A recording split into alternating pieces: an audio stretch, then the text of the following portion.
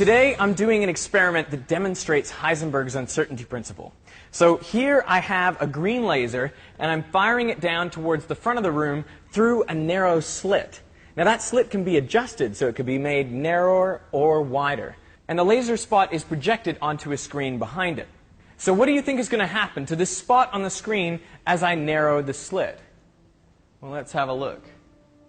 You see exactly what you'd expect. The spot gets narrower and narrower. The sides are getting cut off by the slit. Makes complete sense.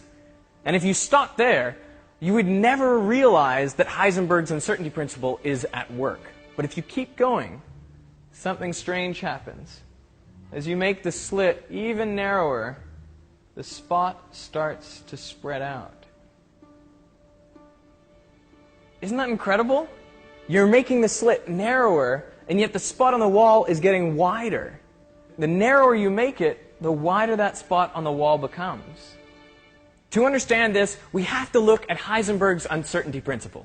Heisenberg's uncertainty principle is normally written as delta x delta p is greater than or equal to h on 4 pi.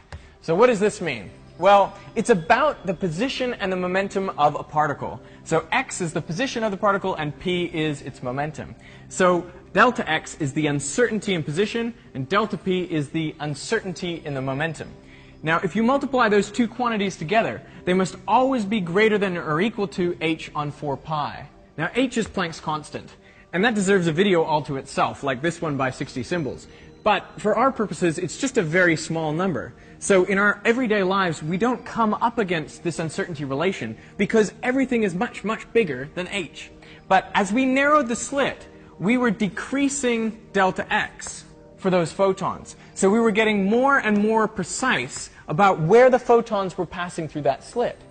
And at a certain point, you come to this limit, so that if you narrow this any further, you're going to break this uncertainty relationship.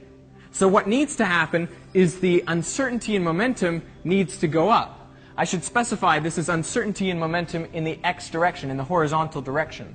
So if before photons were going perfectly straight, now they must veer off to the left or to the right to ensure that we don't break Heisenberg's uncertainty relation. And the more you decrease your uncertainty in position, the more narrow you make that slit, the more the uncertainty in momentum has to go up.